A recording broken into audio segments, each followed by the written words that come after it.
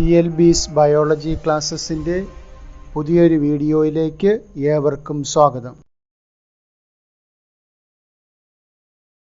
അനിമൽസിനെ cut ചെയ്ത് മാറ്റാൻ പറ്റുന്നുണ്ടോ, കട്ട് ചെയ്താൽ ഈക്വൽ പാർട്സ് കിട്ടുന്നുണ്ടോ ഇല്ലയോ എന്നതിനെ ബേസ് ചെയ്തിട്ടുള്ള ടേമാണ് സിമട്രി എന്ന് പറയുന്നത്.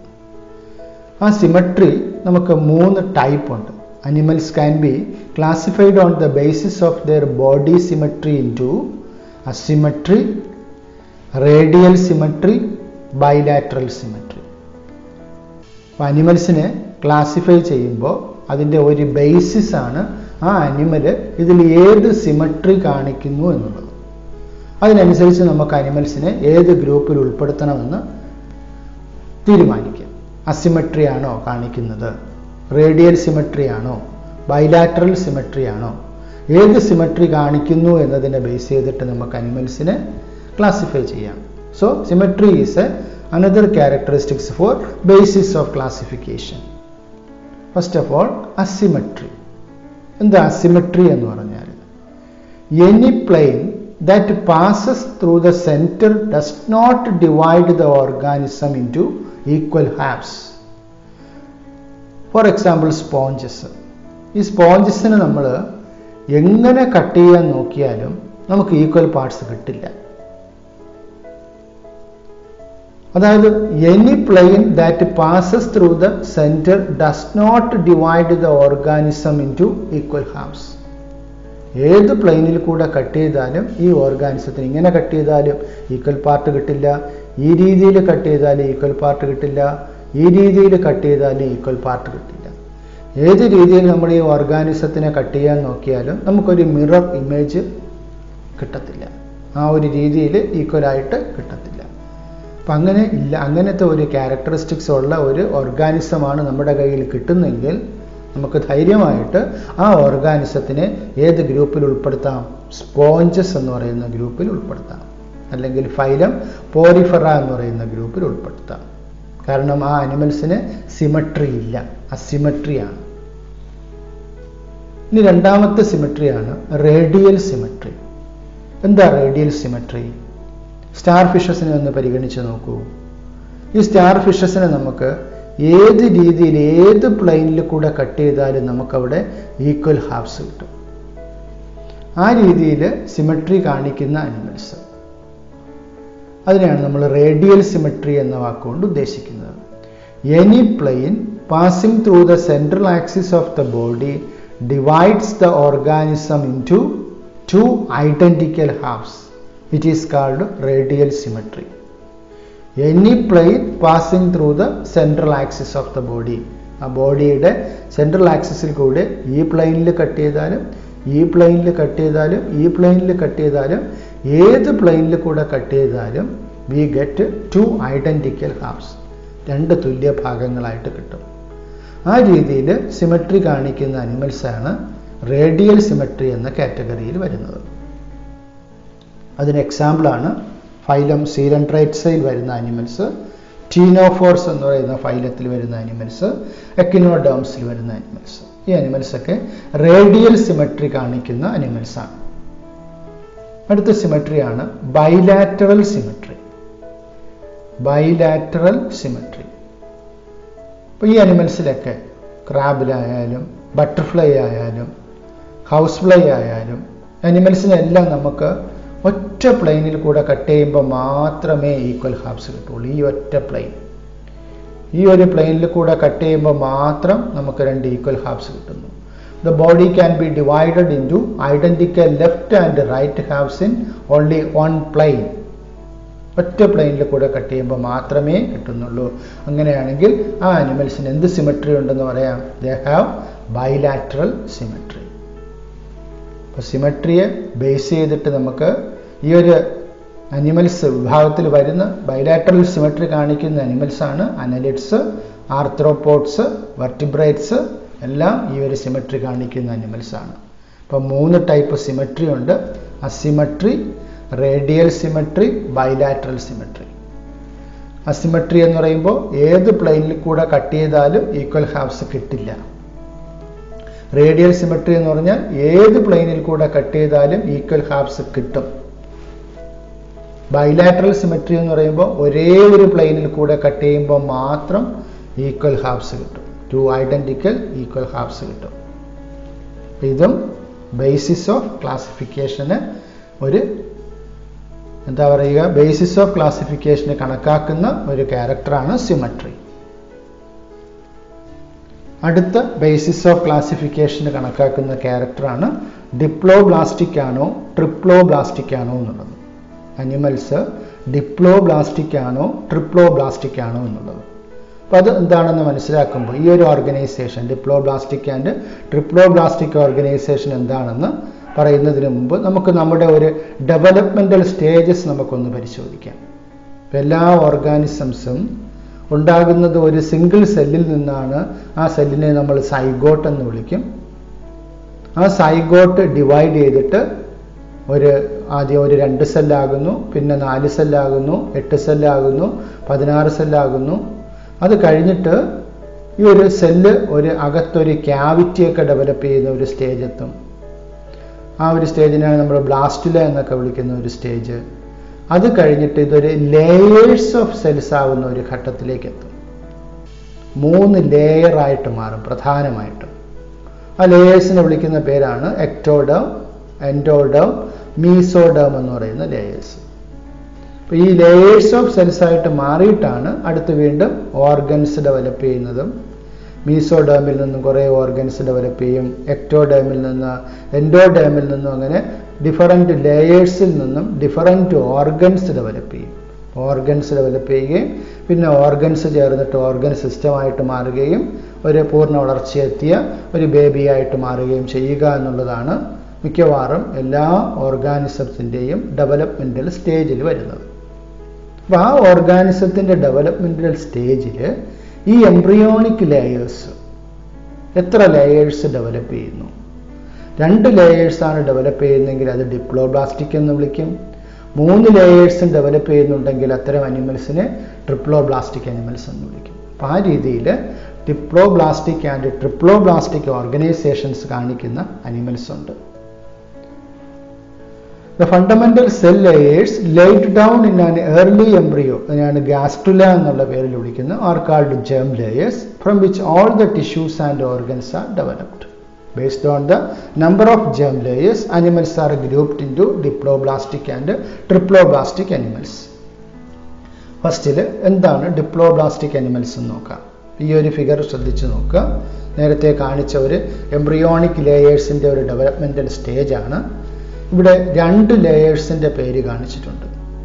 ഏറ്റവും പുറമേ ഉള്ള ഈ ഒരു ലെയർ ഓഫ് സെൽസ്, ഈ ഒരു ലെയർ ഓഫ് സെൽസിനെ വിളിക്കുന്ന പേരാണ് എക്ടോഡേം. ഇനി അടുത്തതാ മറ്റൊരു ലെയർ ഓഫ് സെൽസ് ഇതാ ഇവിടെ കാണുന്നുണ്ട്. ക്ലിയർ ആയിട്ട് സെൽസ് ആയിട്ട് ഐഡന്റിഫൈ ചെയ്യാൻ പറ്റുന്ന layer. That layer is known as endoderm. Outer layer is ectoderm and inner layer is endoderm.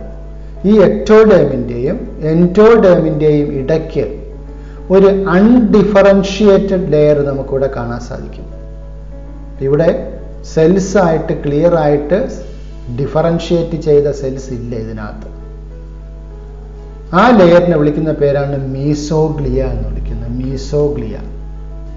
Animals in which the cells are arranged in 2 embryonic layers, an external ectoderm and an internal endoderm, are called diploblastic animals.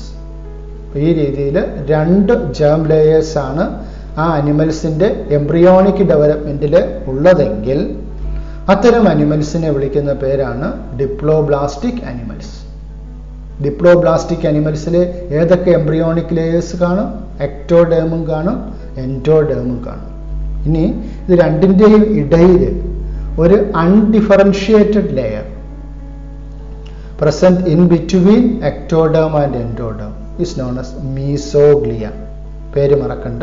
The undifferentiated layer present in between ectoderm and endoderm is called mesoglea.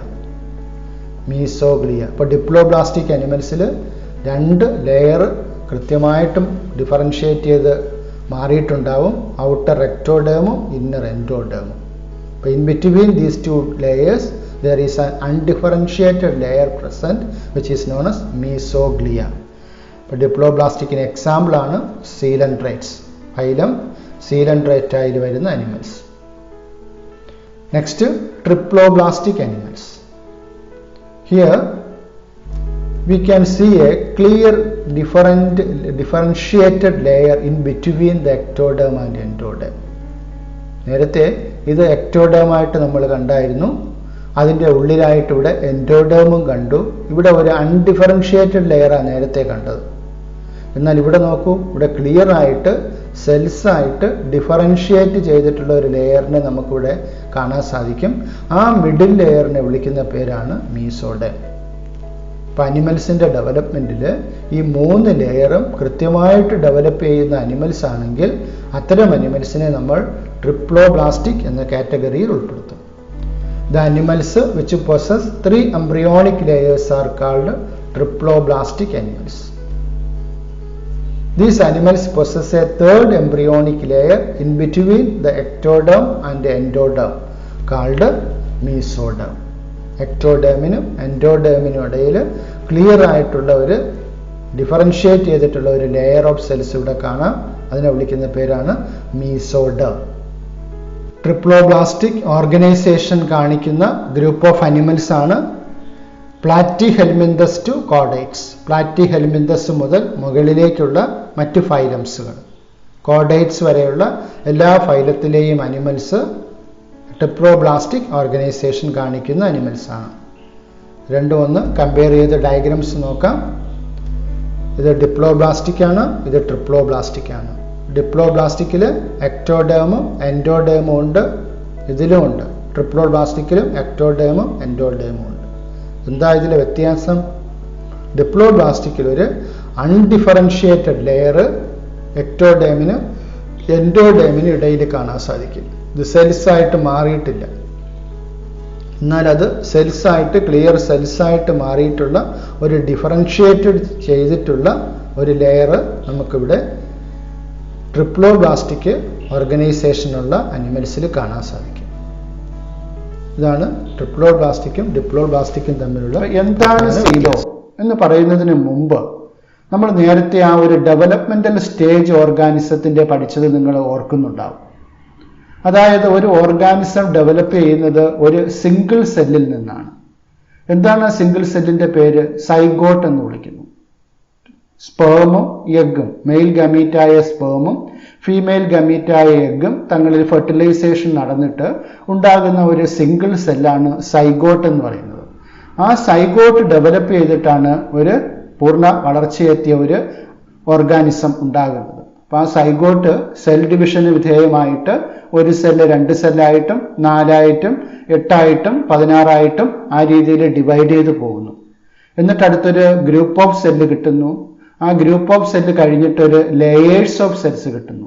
അതാണ് നമ്മൾ embryonic layers എന്നുള്ള പേരിൽ നമ്മൾ നേരത്തെ discuss ചെയ്തത്. Ectoderm, endoderm, mesoderm എന്നീ പേരുകളിൽ നമ്മൾ എംബ്രിയോണിക് ലെയേഴ്സിനെ ബേസ് ചെയ്തിട്ട് നമ്മൾ ഡിപ്ലോബ്ലാസ്റ്റിക് ആൻഡ് ട്രിപ്ലോബ്ലാസ്റ്റിക് ഓർഗനൈസേഷൻ പഠിച്ചത് ഓർക്കുന്നുണ്ടാവും. അപ്പോൾ ഈ ഒരു ഓർഗനൈസേഷന്റെ ഫലമായിട്ട് അടുത്ത ഒരു ഡെവലപ്മെന്റ് സ്റ്റേജ് എത്തുമ്പോഴത്തേക്കും there will be a cavity present in between the body wall and the gut, and that cavity is known as the coelom. അപ്പോൾ എക്ടോഡേം എംബ്രിയോണിക് ലെയേഴ്സിന്റെ പേര് ഓർക്കുക. എക്ടോഡേം ആണ് ഔട്ടർ മോസ്റ്റ് ലെയർ. അടുത്ത മിഡിൽ ലെയർ ആണ് mesoderm എന്ന് പറയുന്ന layer. Inner most layer ആണ് endoderm എന്ന് പറയുന്ന ലെയർ. അപ്പോൾ 3 എംബ്രിയോണിക് ലേയേഴ്സ് ആണ് ഉണ്ടാവുക. ഈ ഓരോ എംബ്രിയോണിക് ലേയേഴ്സിൽ നിന്നും ഡിഫറൻറ്റ് ഓർഗൻസുകൾ ഡെവലപ്പ് ചെയ്യുന്നുണ്ട്.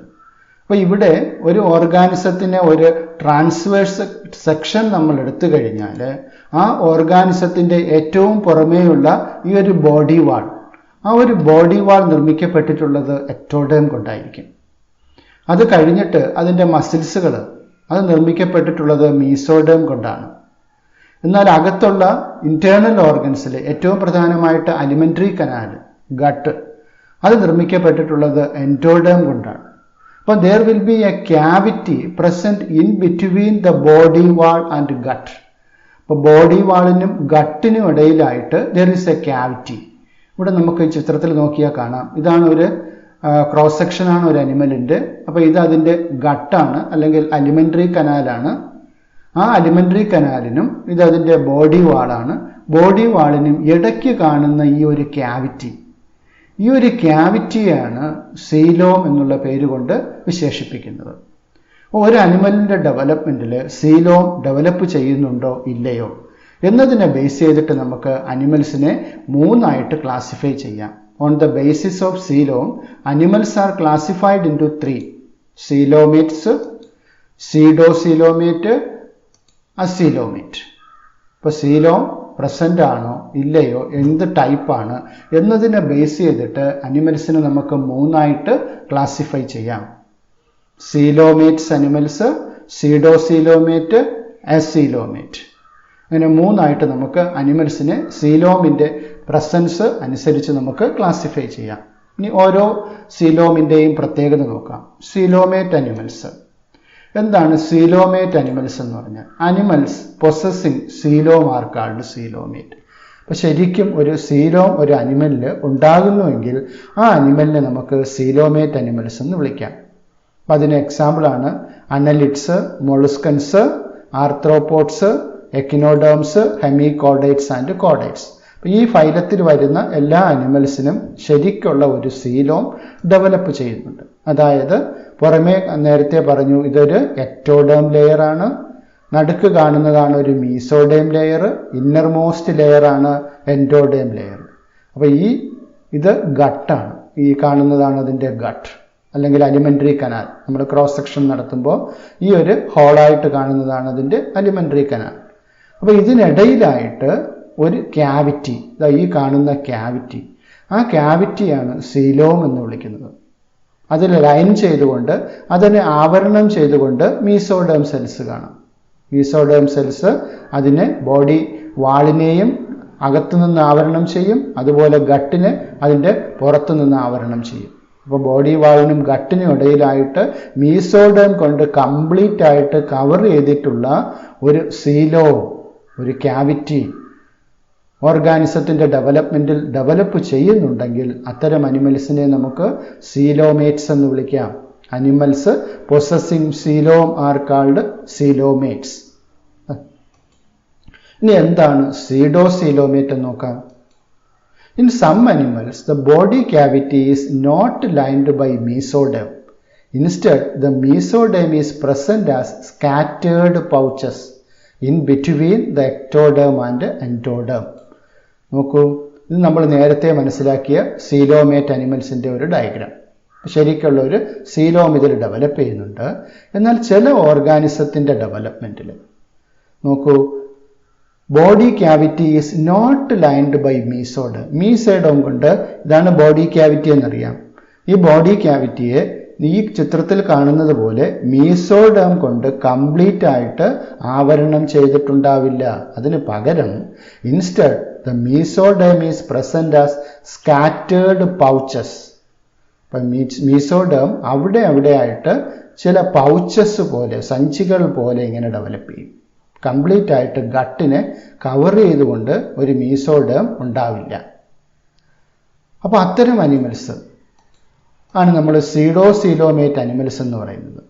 Such a body cavity is called pseudocoelom and the animal possessing them are called pseudocoelomates. അപ്പോൾ ഇങ്ങനെ ഉണ്ടാകുന്ന ക്യാവിറ്റിയെ വിളിക്കുന്ന പേരാണ് സീഡോസീലോം. ഈ ഒരു ക്യാവിറ്റി, ഇവിടെ ഈ ഡെവലപ്പ് ചെയ്യുന്ന ഈ ഒരു ക്യാവിറ്റിയെ വിളിക്കുന്ന പേരാണ് pseudocoelom. And the animal possessing them are called pseudocoelomate. Pseudo means false. False ആയിട്ടുള്ള ഒരു സീലോം, ട്രൂ സീലോം അല്ല. ട്രൂ സീലോം ആകണമെങ്കിൽ കംപ്ലീറ്റ് ആയിട്ട് മീസോഡേം കൊണ്ട് കവർ ചെയ്യപ്പെടണം ബോഡി ക്യാവിറ്റി. ബോഡി ക്യാവിറ്റിയുടെ അകവശം, എക്സ്റ്റേണൽ ബോഡി വാളിൻ്റെ അകവശവും അതുപോലെ തന്നെ ഗട്ടിൻ്റെ പുറവശവും കംപ്ലീറ്റ് ആയിട്ട് മീസോഡേം കൊണ്ട് കവറിങ് വരുമ്പോഴാണ് അത് ട്രൂ സീലോമായിട്ട് മാറുന്നത്. അപ്പം ഇവിടെ എന്താ കാണുക, ഇത് സ്കാറ്റേർഡ് പൗച്ചസ് ആയിട്ട് ബോഡി ക്യാവിറ്റിയിൽ അവിടെ ആയിട്ട് കാണും. അപ്പം അത്തരം സീലോമിനെയാണ് സീഡോസീലോം എന്ന് വിളിക്കുന്നത്. ആ ഒരു സീഡോസീലോം ഉള്ള അനിമൽസിനെ, ആ കാറ്റഗറിയെ വിളിക്കുന്ന പേരാണ് സീഡോസീലോമേറ്റ്സ്. ഫൈലം അഷൽമെന്തസിൽ വരുന്ന അനിമൽസ്. അതായത് റൗണ്ട് വേംസ് ഒക്കെ വരുന്ന ഫൈലമാണ് അഷൽമിന്തസ്. ആ അഷൽമിന്തസ് വരുന്ന ഫൈലത്തിൽ വരുന്ന അനിമൽസിൻ്റെ എല്ലാം ബോഡി ക്യാവിറ്റിക്ക് ഈ ഒരു നാച്ചുറാണുള്ളത്. സീഡോസീലോമേറ്റ് അനിമൽസ് ആണ്.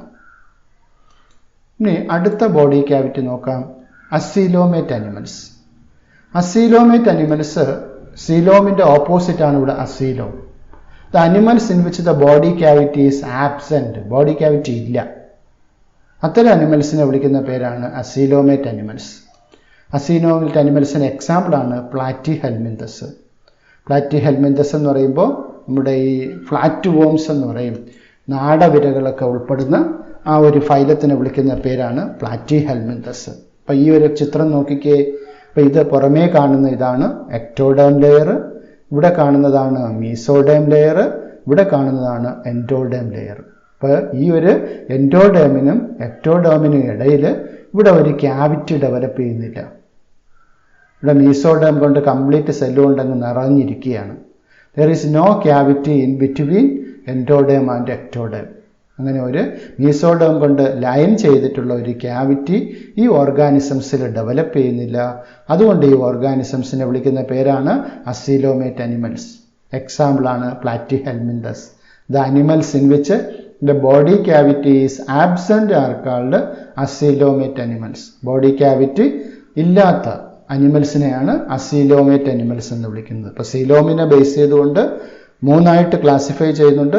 സീലോം ഉള്ളത് സീലോമേറ്റ് അനിമൽസ്, ഒരു സീലോം സ്കാറ്റേർഡ് പൗച്ചസ് ആയിട്ട് മീസോഡേം സെൽസ് കാണുന്നുവെങ്കിൽ അത് സീഡോസീലോമേറ്റ്. സീലോം ഡെവലപ്പ് ചെയ്യുന്നില്ല എങ്കിൽ അതിനെ അസീലോമേറ്റ് അനിമൽസ് എന്ന് വിളിക്കുന്നു. ഈ പടം ഒന്നുകൂടെ നോക്കാം. ഇതാണ് സീലോമേറ്റ് അനിമൽസിൻ്റെ ഡയഗ്രാം. ഇവിടെ നമുക്ക് വ്യക്തമായിട്ട് നമുക്ക് എക്ടോഡേം സെൽസ് കാണാൻ സാധിക്കുന്നുണ്ട്. ഇവിടെ മീസോഡേം സെൽസ് സീലോമിനെ ആവരണം ചെയ്തുകൊണ്ട് കവർ ചെയ്തുകൊണ്ട് ഇവിടെ കാണാം. ഇതാണ് ഗട്ട്, ഇതാണ് എൻഡോഡേം സെൽസ്. ഇതിനിടയിൽ കാണുന്ന ഈ ക്യാവിറ്റിയാണ് സീലോം. ആ സീലോം ഡെവലപ്പ് ചെയ്യുന്നുണ്ടെങ്കിൽ അത്തരം അനിമൽസിനെ സീലോമേറ്റ് അനിമൽസ് എന്ന് വിളിക്കുന്നു. എന്നാൽ ചില അനിമൽസിൽ സീലോം ഉണ്ട്, പക്ഷേ അവിടെ ഈ മീസോഡേം സെൽസ് സ്കാറ്റേർഡ് പൗച്ചസ് ആയിട്ട് കാണും. അപ്പോൾ ആ അനിമൽസിനെ വിളിക്കുന്ന പേരാണ് സീഡോസീലോമേറ്റ്. എന്നാൽ ചില അനിമൽസിൽ ഇങ്ങനെ ഒരു സീലോമേ ഡെവലപ്പ് ചെയ്യില്ല. അത്തരം അനിമൽസാണ് അസീലോമേറ്റ് അനിമൽസ്. അടുത്ത ഈ ഓർഗാനിസംസിൻ്റെയൊക്കെ പ്രധാനപ്പെട്ട ഒരു പ്രത്യേകതയാണ് water transport or canal system എന്ന് പറയുന്നത്. നേരത്തെ സൂചിപ്പിച്ചു, പോറിഫറ എന്നുള്ള വാക്കിൻ്റെ അർത്ഥം തന്നെ പോർ ബിയറിങ് അനിമൽസ് ആണ്. അതായത് ധാരാളം ഹോളുകളുണ്ട്. ഇവയുടെ ശരീരത്തിൻ്റെ പുറത്ത് ധാരാളം ഹോളുകളുണ്ട്. ആ ഹോളുകളെ വിളിക്കുന്ന പേരാണ് ഓസ്റ്റിയ എന്ന് പറയുന്നത്. ഓസ്റ്റിയ. ഈ ഓസ്റ്റിയ എന്ന് പറയുന്ന ഹോളുകൾക്കകത്തുകൂടെ സീ വാട്ടർ അകത്തേക്ക് കടക്കുകയും ഇതിന് അകത്തൊരു ക്യാവിറ്റിയാണ്, ഒരു സെൻട്രൽ ക്യാവിറ്റി ഉണ്ട്. ആ ക്യാവിറ്റിയെ വിളിക്കുന്ന പേര് സ്പോഞ്ചോസീൽ എന്ന് വിളിക്കും. ആ സ്പോഞ്ചോസീലിലേക്ക് കടക്കുകയും ആ സ്പോഞ്ചോസീൽ വഴി ഓസ്കുലം എന്ന് പറയുന്ന ഒരു മൗത്തിൻ്റെ ഭാഗത്തൂടെ അത് പുറത്തേക്ക് പോവുകയാണ് ചെയ്യുന്നത്. ആ രീതിയിലുള്ള ഒരു വാട്ടർ ട്രാൻസ്പോർട്ട് അല്ലെങ്കിൽ ഒരു കനാൽ സിസ്റ്റം ഈ പോറിഫറയിൽ വരുന്ന അനിമൽസിന് കാണാൻ സാധിക്കും. Sponges have a water transport or canal system. Water enters through minute pores, ostia എന്ന് പറയുന്ന മൈന്യൂട്ട് ആയിട്ടുള്ള പോർസിൽ കൂടി എൻട്രി ചെയ്തിട്ട് in the body wall into a central cavity spongocoel. ആ ക്യാവിറ്റിയെ വിളിക്കുന്ന പേരാണ് spongocoel. From where it goes out through osculum. Osculum വഴി പുറത്തേക്ക് പോകുന്നു. അപ്പോൾ ഈ വാട്ടർ പോകുന്ന ഒരു ഡയറക്ഷൻ എഴുതാൻ പറഞ്ഞാൽ നമുക്ക് എഴുതാം. വാട്ടർ അകത്തേക്ക് കടക്കുന്നു. ഏതുവഴി? ഓസ്റ്റിയ വഴി കടക്കുന്നു. എന്നിട്ട് എവിടെ എത്തുന്നു? സ്പോഞ്ചോസീലിലെത്തുന്നു. അടുത്തോ ഓസ്കുലത്തിലേക്ക്, ഓസ്കുലം വഴി വാട്ടർ പുറത്തേക്ക് പോകുന്നു. Water in, ostia, spongocoel, osculum, then water out. ഈ ഒരു വാട്ടർ ട്രാൻസ്പോർട്ട് അല്ലെങ്കിൽ ഒരു കനാൽ സിസ്റ്റം ഈ പോറിഫറയിൽ വരുന്ന ഇനി എന്താ കൊവാനോസൈറ്റ്സ് ഓർ കോളാർ സെൽസ് എന്ന് നോക്കാം. ഈ പിക്ചറിൽ നമുക്ക് കാണാം, ഇതാണ് സ്പോഞ്ചോസീൽ എന്ന് പറയുന്ന ക്യാവിറ്റി. ഈ ക്യാവിറ്റിയുടെ അകവശത്തെ ആവരണം ചെയ്തുകൊണ്ടൊരു സ്പെഷ്യൽ ടൈപ്പ് ഓഫ് സെൽസ് ഉണ്ടെന്ന് പറഞ്ഞു. ആ സെല്ലുകളുടെ പേരാണ് കൊവാനോസൈറ്റ്സ് ഓർ കോളാർ സെൽസ് എന്ന് വിളിക്കുന്ന cells. Choanocytes or collar cells line the spongocoel and the canals. അപ്പോൾ ഈ കനാലിനെയും അതുപോലെ ഈ സ്പോഞ്ചോസീലിനെയും ആവരണം ചെയ്തുകൊണ്ട് കാണുന്ന സ്പെഷ്യൽ ടൈപ്പ് ഓഫ് സെൽസ് ആണ് കൊവാനോസൈറ്റ്സ് ഓർ കോളാർ സെൽസ്. അപ്പോൾ വാട്ടർ ട്രാൻസ്പോർട്ട് സിസ്റ്റം വഴി, വാട്ടർ കനാൽ സിസ്റ്റം വഴി വെള്ളം അകത്തേക്ക് കടക്കുമ്പോൾ ആ വെള്ളത്തിനൊരു മൂവ്മെൻറ്റ് സാധ്യമാകണമെങ്കിൽ ഇതുപോലെയുള്ള ഫ്ലാജെല്ലേറ്റഡ് സെൽസ് വേണം. ഈ ഫ്ലാജെല്ല മൂവ് ചെയ്യുന്നതിനനുസരിച്ച് വെള്ളം ഇതിനകത്തൂടെ കയറി ഇവിടെ കൂടെ പുറത്തിറങ്ങുകയാണ് ചെയ്യുന്നത്. അപ്പോൾ choanocytes or collar cells line the spongocoel and the canals. ഇനി എക്സാമ്പിൾസ് പരിചയപ്പെടാം. പോറിഫറയുടെ എക്സാമ്പിൾസ് പരിചയപ്പെടാം. സൈക്കോൺ അഥവാ സ്കൈഫ എന്ന് പറയുന്നത് ഒരു അനിമൽ. സൈക്കോൺ അല്ലെങ്കിൽ Scypha. Then another example Spongilla or fresh water sponge. അപ്പോൾ നേരത്തെ പറഞ്ഞത് ഓർക്കുക, മിക്കവാറും എല്ലാ പോറിഫറയും മറയിലാണ്, കടലിലാണ് കാണുന്നത്. എന്നാൽ സ്പോഞ്ച് ഇല്ല എന്നുള്ള വാർത്ത ഇവിടെ ഓർത്താൽ മതി. സ്പോഞ്ച് ഇല്ല, അത് ഫ്രഷ് വാട്ടറിലുള്ളതാണ്. ഫ്രഷ് വാട്ടർ സ്പോഞ്ചാണ്. സ്പോഞ്ച് ഇല്ല, ഫ്രഷ് വാട്ടർ സ്പോഞ്ചാണ്. Then another example is Euspongia or bath sponge. അപ്പോൾ ഇതാണ് യു മീൻസ് ട്രൂ, ശരിക്കുള്ള സ്പോഞ്ച്. അത് കാണുന്നത് എന്തിനെ പോലെ തന്നെ ഇരിക്കും? സ്പോഞ്ചിനെ പോലെ തന്നെ ഇരിക്കും. ബാത്ത് സ്പോഞ്ച് അല്ലെങ്കിൽ യൂസ്പോഞ്ചിയ എന്ന് പറയുന്നത് ഇതിൻ്റെ മറ്റൊരു എക്സാമ്പിളാണ്. ഇനി ഈ ഒരു നിഡേറിയ ഡിറൈവ് ചെയ്തിട്ടുള്ളത് മറ്റൊരു കാര്യം കൂടെ ഉണ്ട്. ദാറ്റ് മീൻസ് നിഡോബ്ലാസ്റ്റ് അല്ലെങ്കിൽ നിഡോസൈറ്റ്സ് എന്ന് പറയുന്ന ഒരു ഡിഫെൻസീവ് ഓർഗൻ, മെയിനായിട്ടും ഒരു ഡിഫെൻസീവ് ഓർഗൻ കാണും. ഇപ്പൊ ഹൈഡ്രയുടെ ഒരു പടമാണ് ഈ കാണുന്നത്. ഹൈഡ്രയുടെ മൗത്തിന് ചുറ്റും കാണുന്ന ഈ പാർട്ടിനെ വിളിക്കുന്ന പേരാണ് ടെന്റക്കിൾസ് എന്ന് പറയുന്നത്. അപ്പൊ മിക്കവാറും ഈ ഫൈലത്തിൽ വരുന്ന അനിമൽസിനെല്ലാം ഇതുപോലത്തെ ടെന്റക്കിൾസുകൾ ഉണ്ടാകും. ഈ ടെന്റക്കിൾസിന്റെ പുറത്ത് ഈ പിക്ചറിൽ കാണുന്നത് പോലെ കുഞ്ഞു കുഞ്ഞ് സ്ട്രക്ചേഴ്സ് ഉണ്ടാവും. ആ സ്ട്രക്ചേഴ്സിനെ വിളിക്കുന്ന പേരാണ് നിഡോബ്ലാസ്റ്റ് അല്ലെങ്കിൽ നിഡോസൈറ്റ്സ് എന്ന് വിളിക്കും. ഇപ്പൊ നിഡേറിയ എന്നുള്ള പേര് വന്നതിന്റെ മറ്റൊരു കാരണം എന്ന് പറയുന്നത് ഇത് ഈ ഒരു ഓർഗൻ ഉള്ളത് കൊണ്ടാണ്. നിഡോബ്ലാസ്റ്റ് അല്ലെങ്കിൽ നിഡോസൈറ്റ് എന്ന് പറയുന്ന ഒരു ഓർഗൻ ഉള്ളത് കൊണ്ടാണ്. അപ്പൊ ഈ ഓർഗൻ കൊണ്ട് ഇതിന്റെ എന്താ ഗുണം? Used for anchorage, defence and for the capture of prey. അപ്പൊ എവിടെയെങ്കിലുമൊക്കെ പറ്റിപ്പിടിച്ച് അതിന് ഇരിക്കണമെന്നുണ്ടെങ്കിൽ ഈ ഒരു ഓർഗൻ സഹായിക്കും, ഗ്രിപ്പ് കിട്ടാൻ സഹായിക്കും. ഡിഫൻസ്, കാരണം ഇത് ശത്രുക്കളെ നേരിടാൻ സഹായിക്കുന്ന ഒരു ഓർഗൻ കൂടിയാണ്. അതായത് ഇതിനകത്ത് ടോക്സിൻ നിറച്ചിട്ടുണ്ട്, വിഷം നിറച്ചിട്ടുള്ള ഒരു സഞ്ചിയുണ്ട്. ഈ ഇത് വെച്ചിട്ട് ഒന്ന് കുത്തിക്കഴിഞ്ഞാൽ അതിനെ ആക്രമിക്കാൻ വരുന്ന ജീവികളെ അതിനെ വിഷം വെച്ച് അതിനെ ആക്രമിക്കാൻ സാധിക്കും. അപ്പൊ ഡിഫൻസിന് സഹായിക്കും അത്. And for the capture of prey, അതിന്റെ ഇര പിടിക്കാൻ സഹായിക്കും. മറ്റ് കൊച്ചു കൊച്ചു പ്ലാങ്ക്ടൺസും മറ്റുമൊക്കെയാണ് ഇതിന്റെ ഭക്ഷണം എന്ന് പറയുന്നത്. അപ്പൊ അതിനെ പിടിച്ച് അതിന്റെ വാക്കകത്തേക്ക് കൊണ്ടുവരാൻ ഈ ഒരു ഓർഗൻ സഹായിക്കും. The name Nidaria is derived from the nidoblast or nidocytes which contain the stinging capsule or nematocytes. ഇതിനകത്ത് ഇതിനെ കുത്താൻ സഹായിക്കുന്ന, സ്റ്റിങ് ചെയ്യാൻ സഹായിക്കുന്ന ഈ ഒരു ക്യാപ്സ്യൂൾ ഉണ്ട്.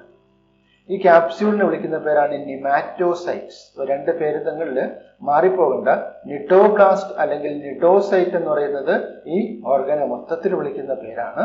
അപ്പൊ അതിന് സ്റ്റിങ്ങിങ്ങിന് സഹായിക്കുന്ന ഈ പാർട്ടിനെ വിളിക്കുന്ന പേരാണ് nematocytes. which contain the stinging capsule or nematocytes present on the tentacles and the body. ടെന്റക്കിൾസിലും ഉണ്ടാകാം, ഇതിന്റെ ബോഡി സർഫസിന്റെ പുറത്തും ഉണ്ടാകാം. Nidoblast are used for anchorage, defense and for the capture of prey. ആങ്കറേജിന് സഹായിക്കുന്നു. ആങ്കറേജ് മീൻസ് എവിടെയെങ്കിലുമൊക്കെ ഇങ്ങനെ പറ്റിപ്പിടിച്ചിരിക്കാൻ സഹായിക്കുന്നു. ഡിഫൻസിന് സഹായിക്കുന്നു. ക്യാപ്ചർ ഓഫ് പ്രേയെ പിടിക്കാൻ സഹായിക്കുന്നു. Nidarians exhibit two basic body forms called polyp and medusa. സീലൻട്രൈറ്റ്സിന്റെ മറ്റൊരു പ്രത്യേകതയാണ് പോളിപ്പ് സ്റ്റേജിലും മെഡൂസ സ്റ്റേജിലും ചില ഓർഗാനിസംസ് എക്സിബിറ്റ് ചെയ്യും. എന്താണ് പോളിപ്പ്, മെഡൂസ എന്ന് നോക്കിക്കേ. ഇപ്പൊ ഈ ഒരു പിക്ചറിൽ നോക്കിയാൽ കാണാം, ഇതൊരു സീ അനിമോൺ ആണ്, അല്ലെങ്കിൽ അഡാംസിയ എന്ന് പറയുന്ന അനിമലാണ്.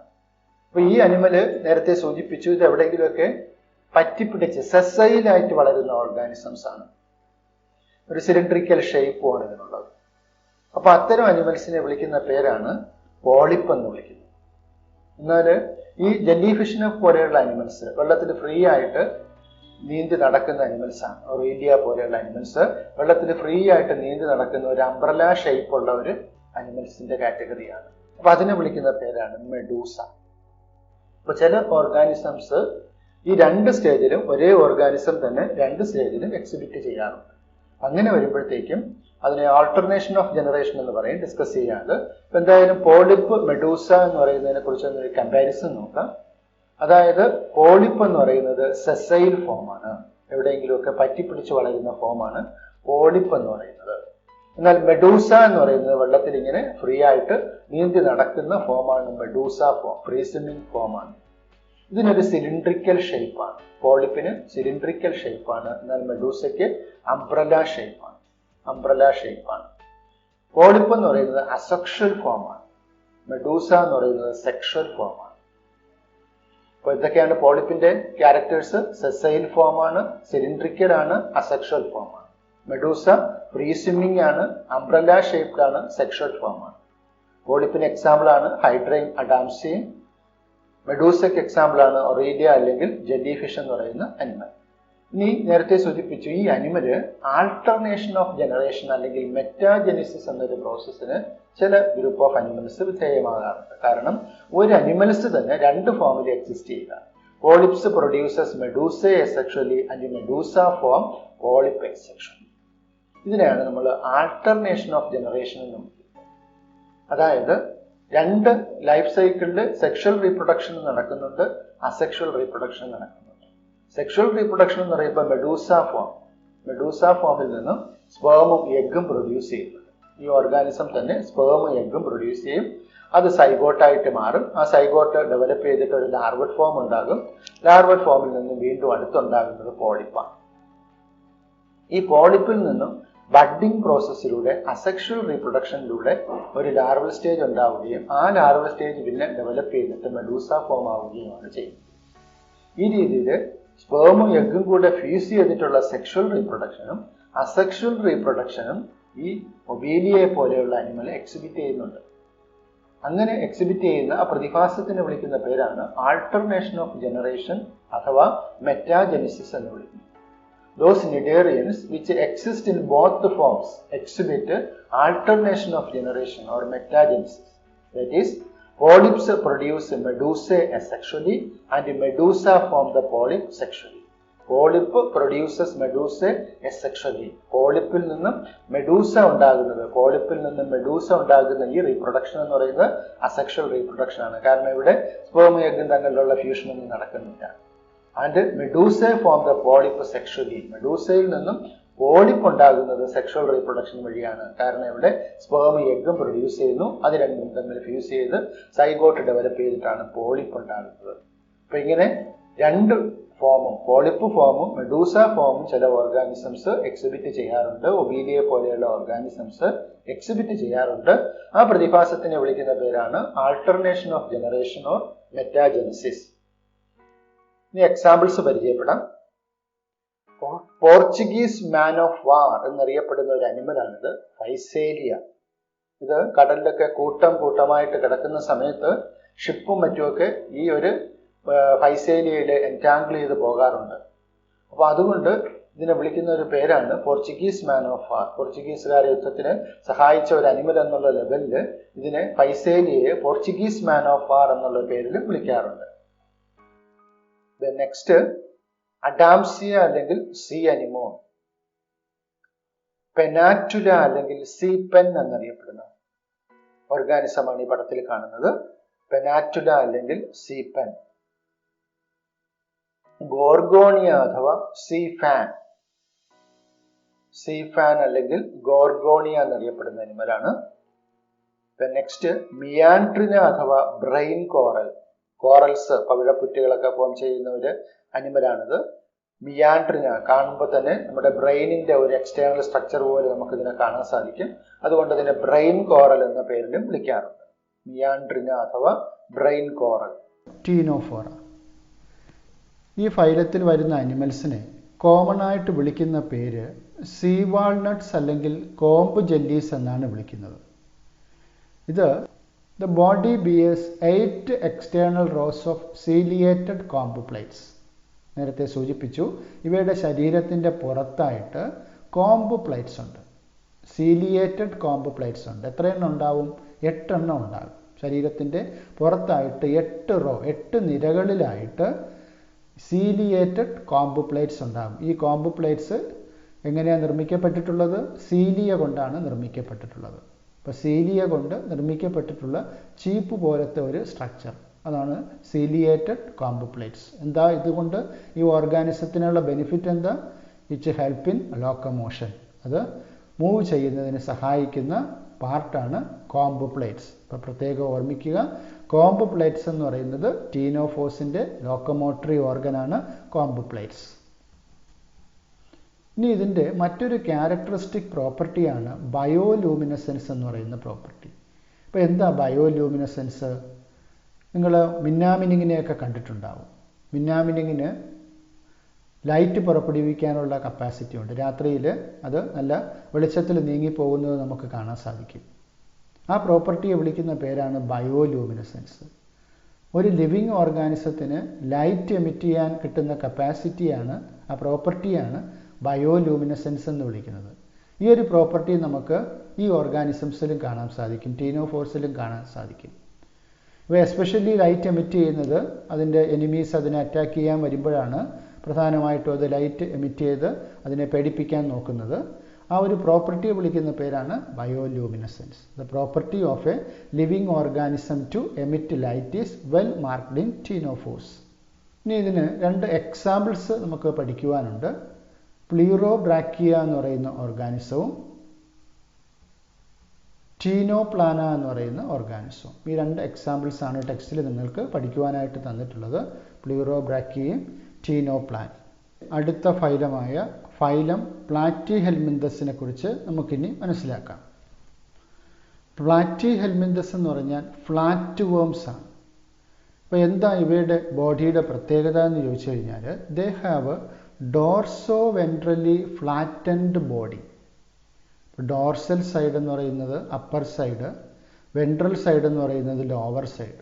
അപ്പോൾ എങ്ങനെ നോക്കിയാലും, മുകളിൽ കൂടെ നോക്കിയാലും താഴെ കൂടെ നോക്കിയാലും ഇവയുടെ ബോഡി ഫ്ലാറ്റൻഡ് ബോഡിയാണ്. അതുകൊണ്ട് നമ്മൾ ഇവയെ ഫ്ലാറ്റ് വേംസ് എന്നാണ് വിളിക്കുന്നത്. ഇവയുടെ മറ്റൊരു ക്യാരക്ടറിസ്റ്റിക് പ്രോപ്പർട്ടിയാണ് presence of hooks and suckers. ഇപ്പോൾ നേരത്തെ സൂചിപ്പിച്ചു, ഇവ പാരസൈറ്റ്സ് ആണ്. എസ്പെഷ്യലി ഇൻറ്റസ്റ്റൈനിന് അകത്ത്, ഇൻറ്റസ്റ്റൈനൽ വാളിൽ കടിച്ചു തൂങ്ങിക്കിടക്കുന്ന ഓർഗാനിസംസ് ആണ് ടേപ്പ് വേംസ് ഒക്കെ. അപ്പോൾ ഇവ ഇങ്ങനെ കടിച്ചു തൂങ്ങിക്കിടക്കാനായിട്ട് സഹായിക്കുന്ന സ്ട്രക്ചേഴ്സാണ് ഹൂക്സ് ആൻഡ് സക്കേഴ്സ്. കൊളുത്തുകൾ പോലെയും ഒട്ടിപ്പിടിച്ചിരിക്കാൻ സഹായിക്കുന്ന സക്കർ ടൈപ്പിലുമുള്ള സ്ട്രക്ചേഴ്സ് ഈ ഓർഗാനിസംസിലുണ്ടാവും. അതൊരു പാരസിറ്റിക് അഡാപ്റ്റേഷനാണ് ഈ ഓർഗാനിസത്തിൻ്റെ presence of hooks and suckers. Some of them absorb nutrients from the host directly through their body surface. ചില ഓർഗാനിസംസ് ആണെങ്കിൽ ബോഡി സർഫസിലൂടെ തന്നെ അതിന് ന്യൂട്രിയൻസ് ഹോസ്റ്റ് ഓർഗാനിസത്തിൽ നിന്നും അബ്സോർബ് ചെയ്യാൻ പറ്റും. ഹൂക്കും സക്കേഴ്സിൻ്റെ ഒന്നും ആവശ്യമില്ല, അല്ലാതെ തന്നെ ബോഡി സർഫസിലൂടെ തന്നെ അത് ഹോസ്റ്റായിട്ടുള്ള ഓർഗാനിസത്തിൽ നിന്നും അതിനാവശ്യമായിട്ടുള്ള ന്യൂട്രിയൻസ് ഇത് അബ്സോർബ് ചെയ്തെടുക്കും. ഇനി എക്സാമ്പിളായിട്ട് പഠിക്കാനുള്ളത് ഒന്ന് ടേപ്പ് വേം അഥവാ ടീനിയ. ടേപ്പ് വേം അഥവാ ടീനിയ എന്ന് പറയുന്ന ഓർഗാനിസം. ദെൻ ലിവർ ഫ്ലൂക്ക് അല്ലെങ്കിൽ ഫാഷിയോള എന്ന് പറയുന്ന ഓർഗാനിസം. ലിവർ ഫ്ലൂക്ക് അല്ലെങ്കിൽ ഫാഷിയോള എന്ന് പറയുന്ന ഓർഗാനിസം. ഇത് രണ്ടും പ്ലാറ്റിഹെൽമിന്തസിൻ്റെ എക്സാമ്പിൾസ് ആയിട്ട് നമുക്ക് പഠിക്കുവാനുള്ളതാണ്. ഫൈലം അഷൽമിന്തസിനെ കുറിച്ച് മനസ്സിലാക്കാം. Then sexes R separate. മറ്റൊരു ടേം കൂടെ ഒന്ന് മനസ്സിലാക്കുക, ദാറ്റ് ഈസ് ഡയേഷ്യസ്. ഈ അനിമൽസിനെ സംബന്ധിച്ചിടത്തോളം മെയിൽ ഫീമെയിൽ ഓർഗാനിസംസ് ഡിസ്റ്റിങ്ക്റ്റ് ആയിട്ടുണ്ട്. അപ്പം അങ്ങനെ കാണുകയാണെങ്കിൽ അവിടെ പറയുന്ന ഒരു വൺ വേർഡ് ടേമാണ് ഡയേഷ്യസ് എന്ന് പറയുന്ന ടേം. ഇവിടെ മെയിൽ ഓർഗാനിസം സ്പേം സെൽസും ഫീമെയിൽ ഓർഗാനിസം എഗ് സെൽസും പ്രൊഡ്യൂസ് ചെയ്യുന്നു. അങ്ങനെ സെപ്പറേറ്റ് ആയിട്ട് മെയിൽ ഫീമെയിൽ ഓർഗാനിസംസ് ഉണ്ട്. അപ്പോൾ ആ കാണുന്നതിനെ വിളിക്കുന്ന പേരാണ് dioecious. Male female organism separate കാണാതെ ഒരു സിംഗിൾ ഇൻഡിവിജ്വൽ തന്നെ സ്പേമും എഗ്ഗും പ്രൊഡ്യൂസ് ചെയ്യുന്നെങ്കിൽ അതിന് നമ്മൾ നേരത്തെ മറ്റൊരു ടേം മനസ്സിലാക്കിയായിരുന്നു, that is hermaphrodite organisms, otherwise monoecious. ഇവിടെ ഈ ഓർഗാനിസംസ് ഡയേഷ്യസ് ആണ്, that is males and females are distinct. ഇനി ഇവയുടെ നീളം ഒന്ന് പരിശോധിച്ച് നോക്കിക്കേ. മെയിൽസിനേക്കാളും ഫീമെയിൽസിന് നീളം കൂടുതലാണ്, ലെങ്ത് കൂടുതലാണ്. Often females are longer than males. മെയിൽസിനേക്കാളും ഫീമെയിൽസിന് ലെങ്ത് കൂടുതലാണ്. എക്സാമ്പിൾസുകൾ പരിശോധിക്കാം. നേരത്തെ മനസ്സിലാക്കിയ ജീവിയാണിത്. അസ്കാരിസ് ആണ് ഏറ്റവും പ്രധാനപ്പെട്ട എക്സാമ്പിൾ. അസ്കാരിസ് അല്ലെങ്കിൽ റൗണ്ട് വേം. ഈ വേംസിനെ സംബന്ധിച്ച് പ്രത്യേകം ഓർക്കുക, ഇത് നമ്മളുടെ ഇൻറ്റസ്റ്റൈനകത്ത് താമസിക്കുന്ന വേമാണ്. ഈ വേംസ് ഒരുപാട് വയറിനകത്ത് കിടന്നിട്ട് ഒരുപാട് എണ്ണം പെരുകിക്കഴിഞ്ഞാൽ ഇൻറ്റസ്റ്റൈൻ തന്നെ ബ്ലോക്ക് ആകുന്ന അവസ്ഥ ഉണ്ടാകും. ആ അവസ്ഥയെ വിളിക്കുന്ന പേരാണ് അസ്കാരിയാസിസ് എന്ന് വിളിക്കുന്നത്. Piece of intestine blocked by worms. ഇനി അടുത്ത എക്സാമ്പിൾ എന്ന് പറയുന്നത് ഹൂക്ക് വേം ആണ്. ഫൈലേറിയൽ വേം ആണ്. ഉച്ചറേറിയ ഓർ ഫൈലേറിയൽ വേം. അപ്പോൾ ഈ വേമാണ് മന്ത് എന്ന് പറയുന്ന അസുഖം ഉണ്ടാക്കുന്നത്. എലിഫന്റിയാസിസ് അല്ലെങ്കിൽ മന്ത് എന്ന് പറയുന്ന അസുഖം ഉണ്ടാക്കുന്ന വേമാണ് ഈ പറയുന്ന ഉച്ചറേറിയ അല്ലെങ്കിൽ ഫൈലേറിയ വേം എന്ന് പറയുന്ന വേം. ഇത് ലിംഫ് വെസൽസിനകത്താണ് ഇത് താമസിക്കുക. എന്നിട്ട് അത് ലിംഫ് ബ്ലോക്ക് ആകുമ്പോഴാണ് ഈ ഒരു സാഹചര്യത്തിലേക്കൊക്കെ കണ്ടീഷൻസ്, ശരീരത്തിൻ്റെ അവസ്ഥ മാറിപ്പോകുന്ന വരുന്നത്. ഇനി മറ്റൊന്നാണ് ഹൂക്ക് വേം എന്ന് പറയുന്ന വേം. മറ്റൊരു പേര് അൻസൈലോസ്റ്റോമ ഓർ ഹൂക്ക് വേം. ഈ വേം ഇൻറ്റസ്റ്റൈനിൽ കടിച്ചു തൂങ്ങിക്കടന്ന് ബ്ലഡൊക്കെ കുടിച്ച് വളരുന്ന ഒരു ജീവിയാണിത്. ആൻസൈലോസ്റ്റോമ അല്ലെങ്കിൽ ഹൂക്ക് വേം എന്ന് പറയുന്ന വേം. ഇതാണ് അഷൽമെന്തസിൽ നമുക്ക് പഠിക്കുവാനുള്ള എക്സാമ്പിൾസുകൾ. ഇനി നെക്സ്റ്റ് ഫൈലമാണ് ഫൈലം അനലിഡ. ഈ ഫൈലത്തിലെ ഏറ്റവും പ്രധാനപ്പെട്ട ഒരു സവിശേഷതയാണ് മെറ്റാമറിക്കൽ സെഗ്മെൻറ്റേഷൻ എന്ന് പറയുന്നത്. അപ്പോൾ ബോഡിയുടെ പുറത്തും അകത്തും നമ്മുടെ ഓർഗൻസിന് സെഗ്മെൻറ്റഡ് ആയിട്ട് നമുക്ക് കാണാൻ സാധിക്കും. ഖണ്ഡങ്ങളായിട്ട് ബോഡിയെ ഇങ്ങനെ ഡിവൈഡ് ചെയ്തിട്ടുണ്ട്. ഓരോ ഖണ്ഡത്തിനെയും നമ്മൾ മെറ്റാമിയേഴ്സ് എന്ന് പറയും. അപ്പോൾ ആ മെറ്റാമിയർ സെഗ്മെൻറ്റേഷൻ എന്ന് പറയുന്നത് അനലിഡ എന്ന് പറയുന്ന ഫൈലത്തിൻ്റെ ഏറ്റവും പ്രധാനപ്പെട്ട ഒരു ഫീച്ചറാണ്. Their body surface is distinctly marked out into segments or metameres and hence the phylum name Annelida. Latin ഭാഷയിൽ ആനുലസ് എന്ന വാക്കിൻ്റെ അർത്ഥം ലിറ്റിൽ റിംഗ് എന്നാണ്. അപ്പോൾ ആ ഒരു പേരിൽ നിന്നാണ് അനലിഡ എന്നുള്ള ഒരു പേര് ഈ ഫൈലത്തിന് വന്നിട്ടുള്ളത്. ഇനി ഇവയുടെ പ്രത്യേകിച്ചും നീറിസ് എന്ന് പറയുന്ന അനിമലിൻ്റെ ഏറ്റവും പ്രധാനപ്പെട്ട ഒരു സ്ട്രക്ചറാണ് പാരപ്പോഡിയ എന്ന് പറയുന്ന സ്ട്രക്ചർ. ഇത് വെള്ളത്തിൽ ജീവിക്കുന്ന ജീവിയാണ്. അക്വാട്ടിക് ആയിട്ടുള്ള ഒരു അനലിഡാണ് നീറിസ് എന്ന് പറയുന്നത്. അപ്പോൾ ഇവയ്ക്ക് വെള്ളത്തിൽ നീന്തി സഞ്ചരിക്കുവാനായിട്ട് സഹായിക്കുന്ന പാർട്ടാണ് പാരപ്പോഡിയ എന്ന് പറയുന്ന part. Aquatic annelids like Nereis possess lateral appendages parapodia which help in swimming. പ്രത്യേകം ഓർക്കുക, പാരപ്പോഡിയ എന്നുള്ള പേര്. This is the locomotory organ of Nereis. ഇനി ഇവയുടെ എക്സ്ക്രീറ്ററി ഓർഗൻ, അതും പ്രത്യേകം ഓർമ്മിക്കേണ്ട ഒരു പേരാണ്. നെഫ്രീഡിയയാണ് അനലിഡയുടെ excretory organ. Nephridia help in osmoregulation and excretion. അപ്പോൾ ഇവിടെ നമുക്ക് പിക്ചറിൽ എർത്ത് വോമിൻ്റെ ഒരു നെഫ്രീഡിയാണ് ഇവിടെ കാണിച്ചിരിക്കുന്നത്. കുത്ത് ഡോട്ടായിട്ടൊക്കെ ഇവിടെ കാണിച്ചിരിക്കുന്നത്. അപ്പോൾ ഈ നെഫ്രീഡിയ എന്ന് പറയുന്ന ശരീരം മൊത്തത്തിൽ അവിടെ എവിടെയായിട്ട് കാണുന്ന കുറേ സ്പെഷ്യൽ ടൈപ്പ് ഓർഗൻസ് ആണ് നെഫ്രീഡിയ എന്ന് പറയുന്നത്. ഇവയാണ് ബ്ലഡിൽ നിന്നുള്ള നൈട്രോജീനസ് വേസ്റ്റുകളെ റിമൂവ് ചെയ്ത് മാറ്റുന്ന ഓർഗൻ. അപ്പോൾ അനലിഡയുടെ എക്സ്ക്രീറ്ററി ഓർഗൻ എന്ന് പറയുന്നത് നെഫ്രീഡിയയാണ്. എന്തൊക്കെ എക്സാമ്പിൾസുകളാണുള്ളത്? നീറിസ് നേരത്തെ കണ്ടു, നീറിസ് എക്സാമ്പിളാണ്. ദെൻ ഫ്രച്ചീമ അല്ലെങ്കിൽ എർത്ത് വോം പ്രധാനപ്പെട്ട മറ്റൊരു എക്സാമ്പിളാണ്. എർത്ത് വോം എന്ന് പറയുന്ന മണ്ണിര, അല്ലെങ്കിൽ സയൻറ്റിഫിക്കലി എൻ്റെ ജീനസ് നെയിം ഫ്രച്ചീമയാണ്. Earthworm or Pheretima. Then Hirudinaria or blood sucking leech, രക്തം കുടിക്കുന്ന ലീച്ചിന് വിളിക്കുന്ന മറ്റൊരു പേരാണ്. അതിൻ്റെ ജീനസ് നെയിമാണ് ഹിർഡിനേറിയ. ഹിർഡിനേറിയ എന്ന് പറയുന്ന ജീവിയാണ് ഈ കാണുന്നത്, ബ്ലഡ് സക്കിംഗ് ലീച്ച്. ഈ 3 എക്സാമ്പിൾസാണ് നമുക്ക് അനലിഡയെ സംബന്ധിച്ച് പഠിക്കുവാനുള്ളത്. ഇനി നെഫ്രോപോഡയെ കുറിച്ച് നോക്കാം. എക്സ്ക്രീറ്ററി ഓർഗൻ, അത് പ്രത്യേകം ഓർമ്മിച്ചിരിക്കേണ്ട ഒരു പേരാണ് മാൽപീജിയൻ ട്യൂബ്യൂൾസ്. ഇവയുടെ ബോഡിയിൽ നിന്നും നൈട്രോജീനസ് വേസ്റ്റുകൾ പുറത്തേക്ക് കളയുന്ന എക്സ്ക്രീറ്ററി ഓർഗൻ എന്ന് പറയുന്നത് വളരെ മൈന്യൂട്ടായിട്ടുള്ള കുറേ ട്യൂബ്യൂൾസ് ആണ്. അത് ഇൻറ്റസ്റ്റൈനുമായിട്ട് അറ്റാച്ച് ചെയ്ത് കാണുന്ന ഒരു ട്യൂബ്യൂൾസ് ആണ്. ആ ട്യൂബ്യൂൾസിനെ കോമൺ ആയിട്ട് വിളിക്കുന്ന പേരാണ് മാൽപീജിയൻ ട്യൂബ്യൂൾസ്. അപ്പോൾ പ്രത്യേകം ഓർമ്മിക്കുക, ആർത്രോപോഡ്സിൻ്റെ എക്സ്ക്രീറ്ററി ഓർഗൻ എന്ന് പറയുന്നത് മാൽപീജിയൻ ട്യൂബ്യൂൾസ് ആണ്. പിക്ചറിൽ നമുക്കിവിടെ കാണാം, മാൽപീജിയൻ ട്യൂബ്യൂൾസ് ആണ് അവയുടെ എക്സ്ക്രീറ്ററി ഓർഗൻ. എക്സാമ്പിൾസിലേക്ക് വരാം. എക്കണോമിക്കലി ഇമ്പോർട്ടൻ്റ് ഇൻസെക്ട്സ്, സാമ്പത്തിക പ്രാധാന്യമുള്ള ഇൻസെക്ട്സുകൾ ഏതൊക്കെയെന്ന് ചോദിച്ചാൽ, ഒന്ന് എപ്പിസ്, ഹണി ബി. അറിയാം നമുക്ക് ഹണി ബിയുടെ സാമ്പത്തിക പ്രാധാന്യം എന്താണെന്നുള്ളത്. ബോംബിക്സ് അല്ലെങ്കിൽ സിൽക്ക് വോം, സിൽക്ക് എന്ന് പറയുന്ന നൂല് ഈ ഓർഗാനിസംസിൽ നിന്നുമാണ് കിട്ടുന്നത്. അതിനെ വിളിക്കുന്ന പേരാണ് സിൽക്ക് വോം എന്ന് പറയുന്ന animal. Then Laccifer or lac insect, ഒരുപാട് മെഡിസിനൽ വാല്യൂ ഉള്ള ഒരു ഇൻസെക്റ്റ് ആണിത്. ഒരുപാട് മെഡിസിൻസ് ഒക്കെ ഇവയിൽ നിന്നും പ്രൊഡ്യൂസ് ചെയ്യുന്ന ലാക്ക് എന്ന് പറയുന്ന ദ്രാവകത്തിൽ നിന്നും എടുക്കുന്നുണ്ട്. അപ്പോൾ ആ ഇൻസെക്റ്റിൻ്റെ പേരാണ് ലാക്സിഫർ ഓർ ലാക്ക് ഇൻസെക്റ്റ്. ഇത് എക്കണോമിക്കലി ഇമ്പോർട്ടൻ്റ് ഇൻസെക്ട്സ് ആണ് ആർത്രോപോഡ്സിലെ.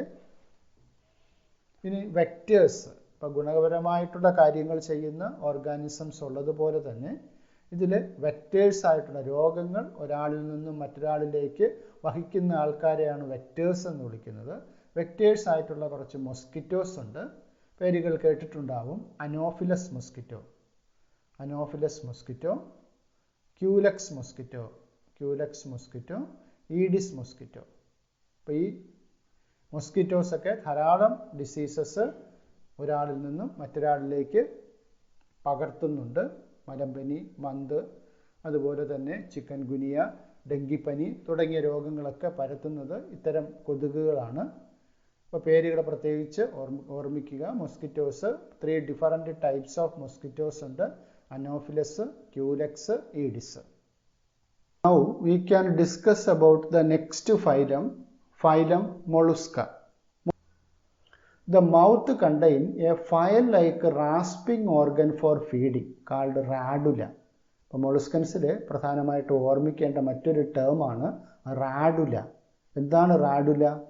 ഇവയുടെ വായ്ക്കകത്തുള്ള പല്ലുകൾ എന്ന് വേണമെങ്കിൽ നമുക്ക് വിശേഷിപ്പിക്കാം. File like rasping organ. File എന്ന് പറഞ്ഞാൽ എന്താണ്? വാള് പോലെ കട്ട് ചെയ്തെടുക്കാൻ സാധിക്കും. റാസ്പിംഗ് മീൻസ് കട്ട് ചെയ്യാനുള്ള. Rasping organ for feeding. മറ്റു ഓർഗാനിസംസിനെ പിടിച്ചു തിന്നാൻ, കടിച്ചു മുറിക്കാൻ സഹായിക്കുന്ന പല്ലുകൾ പോലത്തെ സ്ട്രക്ചേഴ്സിനെ വിളിക്കുന്ന പേരാണ് radula. The mouth contains a file-like rasping organ for feeding called radula. ഇനി എക്സാമ്പിൾസ് നോക്കാം. പൈല അല്ലെങ്കിൽ ആപ്പിൾ സ്നെയിൽ എന്ന് പറയുന്ന ഓർഗാനിസം എക്സാമ്പിളാണ്. പിങ്ടാഡ അല്ലെങ്കിൽ പേൾ ഓയിസ്റ്റർ, മുത്തുച്ചിപ്പി എന്ന് നമ്മൾ പറയുന്ന ഈ ഓർഗാനിസംസ് മുത്തുകൾ പ്രൊഡ്യൂസ് ചെയ്യുന്ന ഓർഗാനിസമാണ്. അതുകൊണ്ടാണ് ഇവയെ മുത്തുച്ചിപ്പി എന്ന് വിളിക്കുന്നത്, അല്ലെങ്കിൽ പേൾ ഓയിസ്റ്റർ എന്ന് വിളിക്കുന്നത്. മറ്റൊരു സുവോളജിക്കൽ നെയിമാണ് പിങ്ടാഡ.